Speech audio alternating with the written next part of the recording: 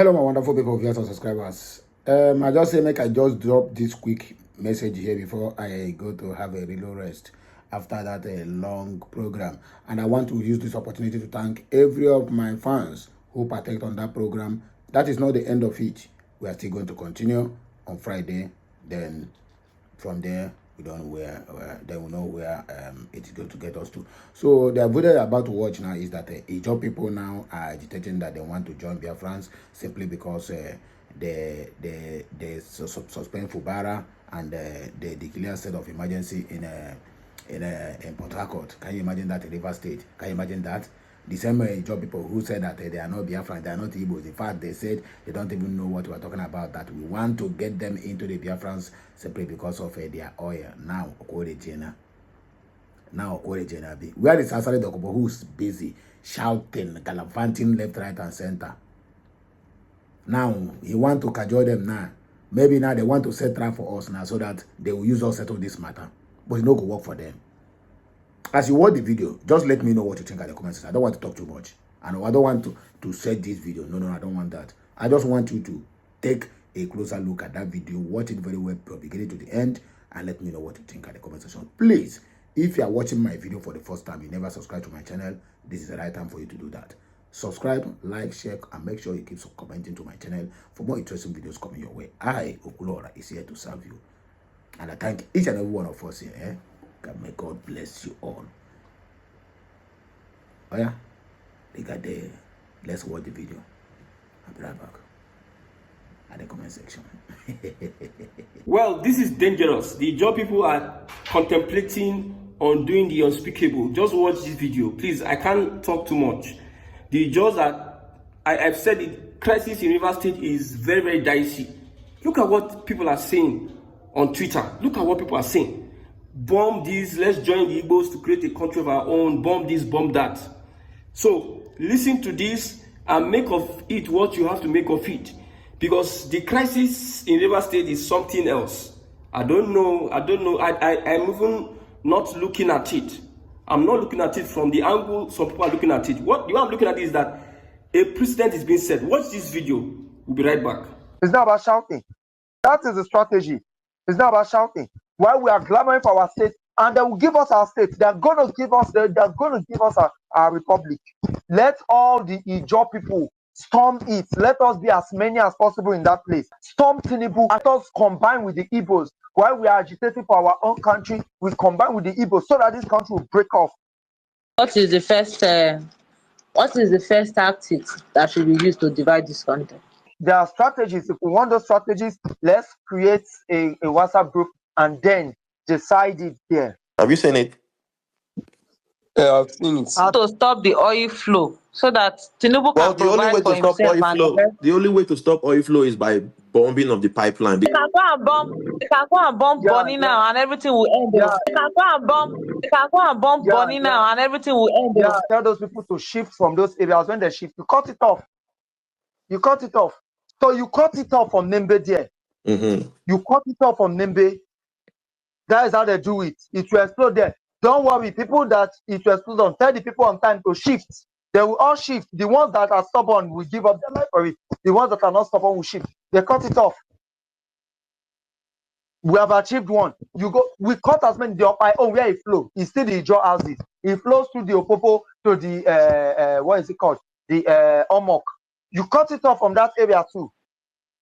You must bring them on their knees. The AGF, the Attorney General of the Federation, has come out to speak on the crisis in River State. It is being said that the president was ill-advised on his actions in River State, declaring a state of emergency, suspending the governor, the deputy, and other 27 lawmakers. Now, Nigerians are of the opinion that Tinubu has contravened Section 305 of the 1999 Constitution. Let's watch this video and see what AGF has to say concerning the actions of Tinubu in River State. Removing the governor, removing the deputy governor. You see, you decide each case on its own peculiar facts and circumstances. Who are the people involved? Who are the parties involved in this saga? They are the governor, members of the House of Assembly, So who else should have been affected? I've heard this funny argument. I'm sorry for saying it is funny because it doesn't make any sense to me. Oh, that the president should have just gone there to secure the pipelines and then come back. When some people are there encouraging vandals to come in. The action of the president is what happened is the effect of a fundamental cause, and you cannot be treating the cause, the effect, in order to cure the cause. What was the cause? The governor and members of the House of Assembly. So you don't try to. You have to behave responsibly, and you must have the guts. If it happens again, I will encourage Mr. President to do the same, maybe this time with even greater vigor and vitality. So the question of supporting or treating or giving preferential treatment to anybody does not arise. You give preferential treatment to anybody, you are giving preferential treatment to hooliganism. Just call a spade a spade. This is where I believe that we should put up our patriotism cap. It shouldn't be about individual. It should not be about anybody. It should be about the entity called Nigeria. But in this case, the River State. So it is River State's turn today. It can be anybody's turn tomorrow. Let the signal be clearly signed for those who want to foment trouble, who want to make the practice of democracy and enjoyment of dividend of democracy a mirage, to think twice. Now it is clear that the AGF, Justice Fagbemi, is on the same page with the president. Also, we believe that the legislature headed by Akpabio will still be on the same page with President Tinubu. This is big trouble for River State. As we speak, another pipeline has been blown in River State. 3 pipelines blown within 2 days. And today is just 3 p.m. Pipelines are being blown. River State accounts for over 30% of our oil output every day. It's going to affect the economy. It's going to affect Nigerians big time. And I pity for the people of River State. However, when you look at the crisis in River State, you know that the APC is interested to capture River State. Final, the APC is much more interested in capturing River State politically. They are looking towards Anambra. They will just give Soludo a second chance. After Soludo, the plan of Gandola, the plan of Ganduje is to make Nigeria a one-party state. There is no Labour Party. In fact, there's no PDP. We just have APC and upcoming SDP. Many people are leaving the Labour Party and PDP to the APC. Now, River State is the backbone, financial backbone of the southern part of Nigeria, and also financial backbone of the PDP. So this master stroke is to destroy PDP completely by APC taking over River State. That is a fact. That is one of the reasons why you see the troubles happening in River State.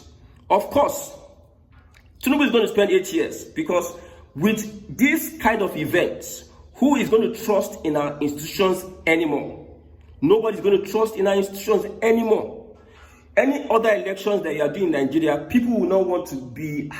Look at Anambra State.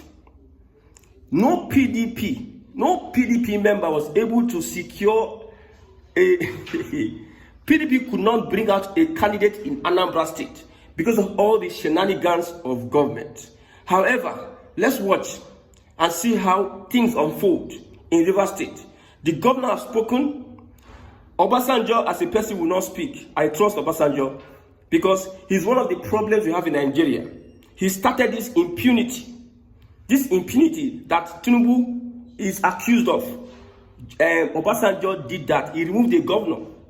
So the president Obasanjo kept, the legacy kept, he left for other people is what Tinubu is following. So amongst every other person, Atiku has criticized, Obi has criticized, it remains Obasanjo. Obasanjo, I know, will never ever criticize the actions of President Bola Ahmed Tinubu because he also knows that he's one of the biggest problems when it comes to impeachment and government rascality. Obasanjo is one of the biggest problems we have. The warlords in Niger Delta, Ateke Tom, Asari Dokubo, and Tompolo. Ateke Tom is a king now. Asari Dokubo is a king. Tompolo now is a billionaire. These guys are eating money. I don't think that there will be a resistance. I use the word resistance to the federal government on this matter because we are hearing different people saying that Ijaw people will do this and that. The main warlords have been settled. These guys are living large and living big. I don't think that they want to go back to the creeks to stop the federal government from what they are doing in Rivers State. The impunity started by Obasanjo, now it is Tinubu. I don't think that these guys will mobilize as they mobilized during the time of Yaradua, Jonathan, and Obasanjo. I don't think they will do the same thing because these guys have been compromised. Whatever Tompolo would say, whatever Ateke Tom would say, especially Asari Dokubo. Asari Dokubo has been making threats ever since. But you see, everybody has a price in Nigeria. That's the bitter truth. Everybody has a price in Nigeria. It's unfortunate that at this point in time, we cannot get people who can fight for the masses. We cannot get people. You can see them billionaires eating fat. The federal government knows how to settle them and make them quiet. Because I've told you, what keeps the country is oil in Niger Delta. Not the IGR of Lagos. It is oil. If this oil stops today, then you will know the essence of Niger Delta. That is why these warlords have been pampered, have been taken care of. You see Asari Dokubo that is shouting. Asari Dokubo that is moving from one end to another, threatening people. That guy, they will just call him at the end of the day, you see, he will just keep silent. Fubara, the only thing Fubara can do is his constitutional right is to approach the courts. The governors also, PDP members in the state should also approach the courts to defend their own rights as citizens and question the actions of the president, the Supreme Court. But unfortunately, if you ask me a question, who is the head of the executive, I'll tell you it's Tinubu. You ask me another question, who is the head of legislature? Akpabio. All those ones are brothers and sisters, now friends. The judiciary, who is the head? I'll tell you it's Wike. So when you go to the Supreme Court, I don't think there's any way to survive for Fubara. I don't think at this point in time. I don't think the people of Ijaw can muzzle together because their own warlords have been settled. What will the federal government do? Pick one or two persons who are their leaders, call them, give them billions of naira. We don't want crisis in this state. We'll settle you. We'll settle you. No crisis. Fubara is this. Wike went to Ijaw to tell the Ijaw people that Fubara is not an Ijaw man. Politics upon politics. From Fubara is an Ijaw man to Fubara is not an Ijaw man. So whatever the federal government is doing, Tinubu is doing, he has calculated his movements. Whatever he's going to do, this guy is very good at calculating. But the president, you are setting for people in the future. If you are supporting what is bad now, I did a broadcast where Tinubu made a statement when Jonathan declared state of emergency. Tinubu went against it. Even Jonathan's state of emergency did not remove the governor. But Tinubu did worse than Jonathan. You spoke against something when another person was in power, but you are now in power, you are doing worse. You spoke against subsidy. Now you are in power, you implemented this subsidy you spoke against. Why would Nigerians not be disappointed in a governance like this of the APC? Why? Double-faced hypocrisy at the highest level. Look at the APC chairman, Ganduje. APC chairman is Ganduje. And you expect people who want to an upright leadership to support them. You don't expect them to support them. Now you see crisis here and there. The people are going to suffer. This person, Eteke Tom, that took over the administrator, 6 months. A lot of things will happen during the 6 months. I suspect allocations will be paid during that 6 months.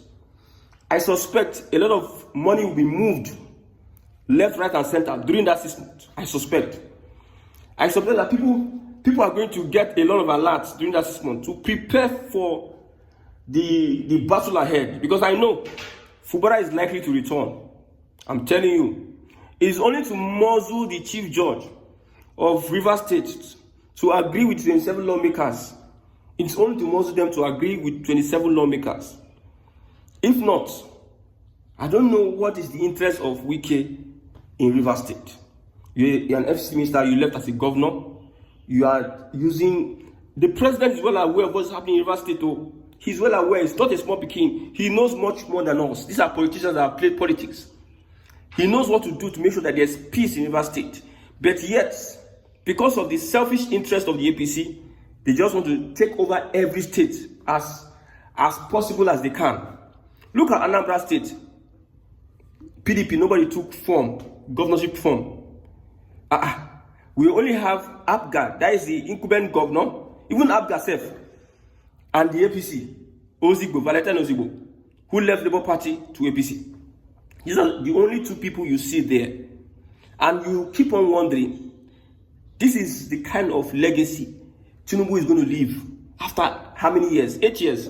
Because as it stands now, Edo State say, Edo no be Lagos, they were shouting, Edo no be Lagos. Tinubu went there and told them that this one you are shouting, Edo no be Lagos. I'm going to take over Edo State and hand it over to APC in Edo State. They shouted, Governor Obaseki threatened. At the end of the day, what happened? They played the game. They pushed the governor aside when they were collating. The governor was a chief security officer was complaining.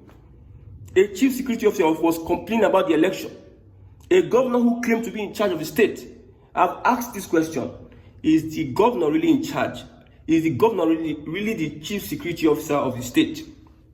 You are blaming the governor of River State, Fubara, of making baseless statements.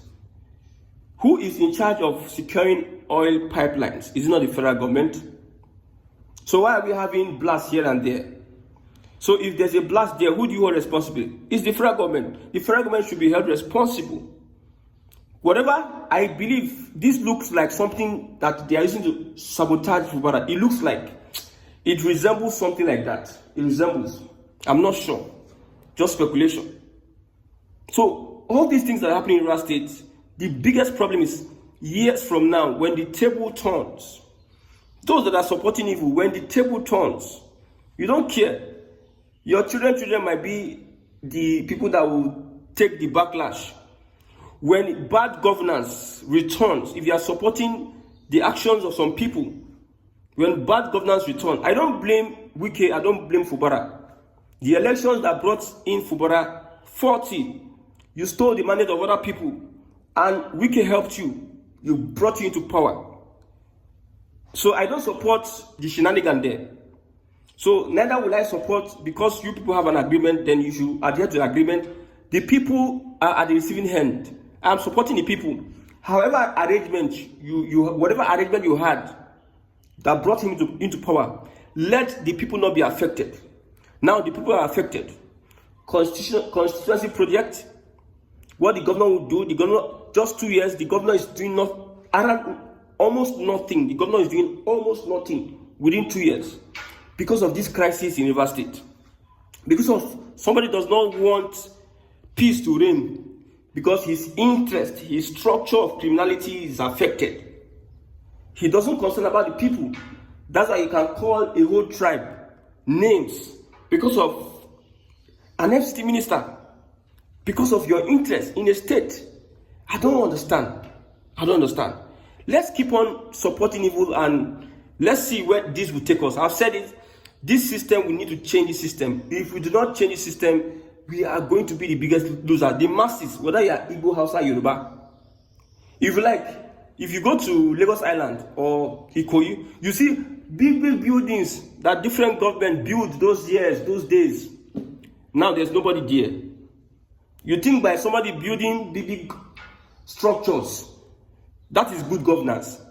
You build one road, you build a school, you build a lab. You think that is good governance? The fundamental human rights of the masses given to them, that is what they call governance. Not you build structures for yourself and for your structure of criminality. When Wike was building houses for the judges, you think that they were playing. They know that most Nigerians are useless and stupid now. With tight, with professor degree, with PhD, with master's degree, with BB grammar, BB English, we know that most of them are foolish. Foolish. That they can't do nothing. They're just blabbing. They can't do nothing. The government know. That is why you see anything can go and nobody will do anything. It's very unfortunate.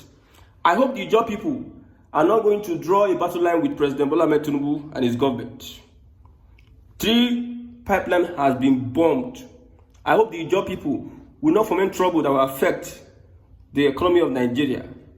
I will repeat it, over 30% of our oil output is from Rivers State. And if Rivers is affected, if crisis is in Rivers, you are declaring state of emergency, and the oil facility has been affected, it's a big setback for Nigeria. Anything that happens in Rivers State, breakdown of law and order, will hold the president responsible. He's the commander-in-chief. He knows what he needs to do. We now know that a governor is just like paper. As we speak, with what Tinubu is doing, we know that a governor is just anything, just paper. A governor is not significant at all. A governor is just there, not significant. Just remove a governor. Like a governor cannot govern a state. An ordinary minister is making state unbearable for a governor, and it gets to a point that the governor has to go and sign an agreement with the president. It gets to a point whereby 27 lawmakers will be giving problems upon problems to the governor. The governor cannot mobilize security on behalf of his state. The federal government is the one securing the pipelines. All of a sudden, we hear pipelines are blowing up, and the governor is being blamed for his utterances. Well, I don't blame them. All of them have blames. With the way Fubara has been talking anyhow since. Talking. Nigerians will talk from now to tomorrow. What Tinubu will do, he will do. I've said it. You don't know President Bola Ahmed Tinubu. If you know him, you will not be talking all these things. You'll not be sitting behind your keypad and start typing rubbish. If you know who is the person of President Tinubu, you know that this one that Fubara has gone, he will take beg. Fubara will have to go and beg Wike. So anything gradual now, judiciary compromise, legislature compromise, the executive compromise. What you mean? That's the system we all agree that we will support. On your mandate, we shall stand. We are standing on the mandate now. That is the system. That is the system we agreed to support. And it's unfortunate that at this point in time,